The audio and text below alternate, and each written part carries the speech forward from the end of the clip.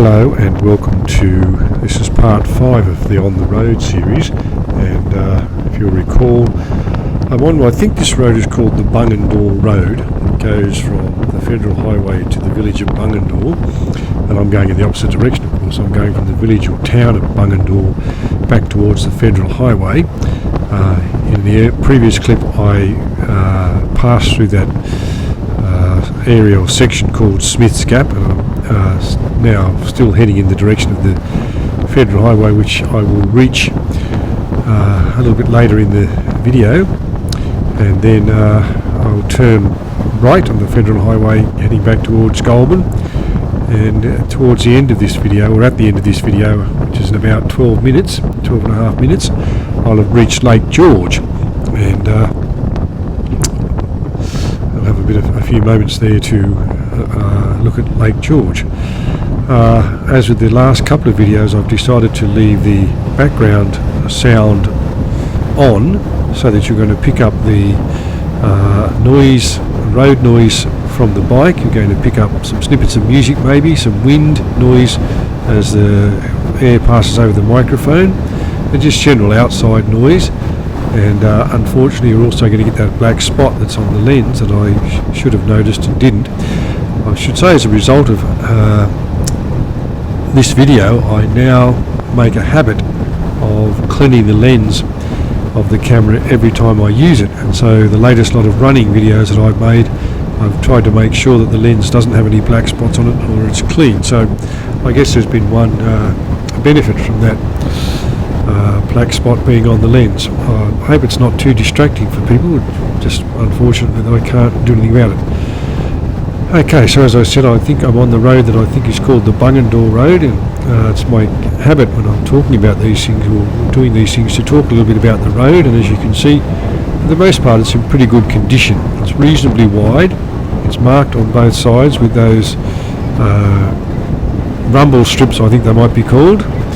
There's some marking down the middle. In this case you can see it's double lines, and it's helpful to have those things so you know which side of the road to stay on, and you know that it's not safe to overtake. There are those white guideposts on the side of the road, and where it's appropriate the tree line is a little bit further back from the road. I always think that's important because it tends to make the road feel a bit more open. If the trees are close to it, the road's a bit more enclosed, but also in the evening and in the dusk when it's just getting dark and it's just going around sunset, you tend to get those shadows on the road that can be cast by the leaves and the trees and the branches and so on, which make it hard sometimes to work out some of the features of the road and some of the imperfections of the road. But also, unless you're really alert, you'll have wildlife bounding out on you, and that can be a little bit scary too. I'm not sure which council this area belongs to, but I imagine this is one of those roads that is actually the responsibility of the state government, because it connects two major roads rather than a road within a town or a village or something like that. And as I said, for the most part it seems to be in pretty good condition, despite all the rain that we had throughout most of 2022, where lots of roads were damaged, shoulders were broken away, potholes appeared, and patches that had been put on the road were washed away. This one appears to be in pretty good condition, at least at this section for the moment. This countryside, I guess I think it's probably this beyond the southern edge of Lake George. As I said earlier, when I get onto the Federal Highway and take the right-hand turn, I'll be going up a short rise. It'll take me to the lookout above Lake George, and I'd imagine that this area is at the southern end of Lake George. You can't see the lake from here, it's still a fair distance away, but I've tried to describe this in another video once before. If you think of Lake George as being like a giant, the area around Lake George as being a giant saucer, the lake itself is that part of a saucer sort of dips in or slopes in, and then there's a little round bit which I think might be called a hob or a frog that the cup sits in, and Lake George is that bit there, and the sloping bit is the sort of basin around it, and the edge of the saucer, if you want, is the range of mountains that you can see when you're at that lookout over to the east and then to the west behind you. And so this part here would be well past that, but at the southern part of Lake George.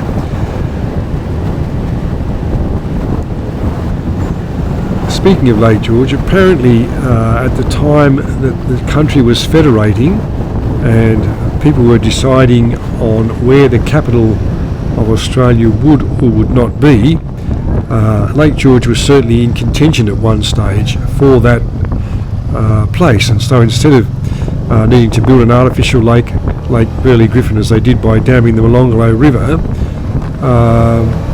it was thought that you could build the capital around Lake George and it would be a natural lake. I think the idea was nixed because the Victorians in particular felt it was far too close to Sydney, and they were prepared to settle on somewhere a little bit further away. About the time they were considering the capital, also one of the stories is that the township of Bombala, which is down in the Monero region, so you go to Cooma, take a left turn out of Cooma as if you're heading towards the coast, and then before you get anywhere near the coast you take a left turn and end up, a right turn, sorry, and end up in the alpine country at a township, it's probably best described as, called Bombala. And Bombala apparently at one stage was being considered as the nation's capital, but about the time they were considering it, and one of the reasons they considered it was because it was sort of halfway between Sydney and Melbourne, and therefore was considered, you know, equidistant from both, and therefore not partisan or too favourable to one or the other. But at the time they were considering, there was an outbreak of violence, and I believe there was a murder in the main street or a shootout in the main street or something like that, or so the folklore goes, and so Bombala was equally nixed as an idea for the capital. Interesting other bit of information about Lake George is that it's about the same size as the entire nation of Singapore. Apparently about 5 million people live in Singapore, on the island that constitutes Singapore, and Lake George is about the same size. So imagine 5 million people packed into it. So here we are, or here I am, coming up to the Federal Highway. That's a dual carriageway, 2 lanes in both directions, and I'm just crossing the northbound. No, I'll get it right. I'm crossing the southbound, and now I'm on the northbound carriageway going back towards Goulburn. Probably hear me changing up through the gears there fairly quickly, trying to get into top gear.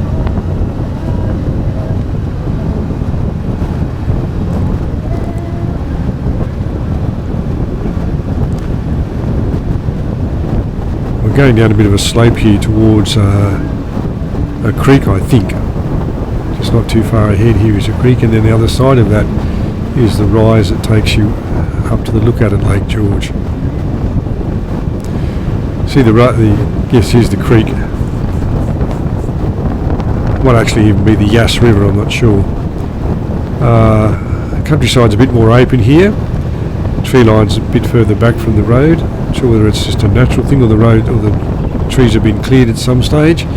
Still a pretty good day as far as the weather goes. It's, you see mostly blue sky with a bit of white cloud, no hints of rain that day. Always makes for a good ride.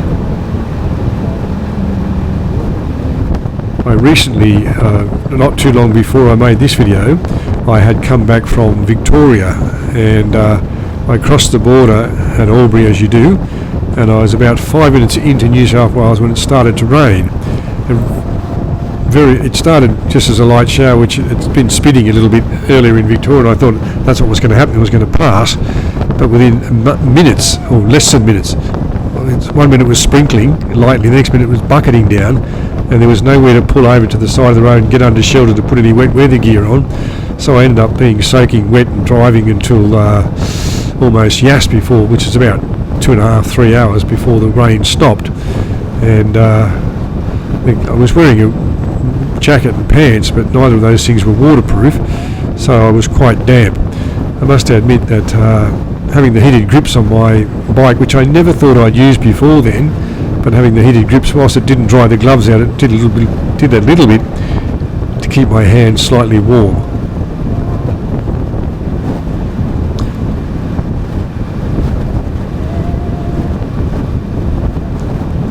So I'm just coming up to the lookout for Lake George. That's why I changed lanes, and you can see I'm going to change lanes here again so I can pull into the lake, and you can just see in the background here on the horizon there that the cloud and the tree line and the water that is Lake George, and lots of water in it at the moment.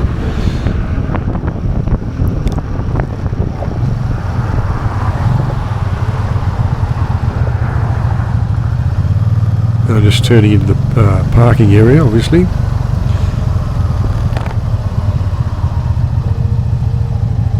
A lot of people do stop here because it's a good place to stop and have a look at the lake and take some photographs. Most of the time the lake is empty and the water is going down quite rapidly at the moment after having been much higher.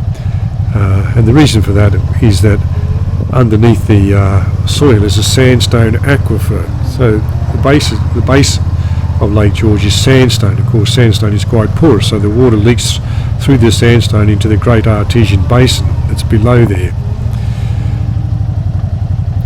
So what I did here is, you can probably see, you might just be able to see on the left hand side there, the camera sticking up off the mirror, the wing mirror, and I'm about to get off the bike and just try and take the camera off that mount and hold it out and give you some commentary about the lake.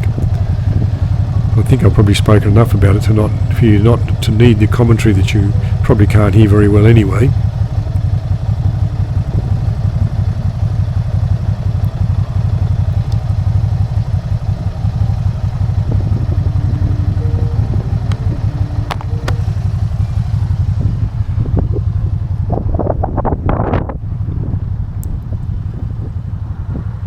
So you can there probably see those mountains or hills right across on the eastern shore there, and as the camera pans around you can see that they make the edge of the saucer. It's a pan or panoramic view, I guess, of Lake George.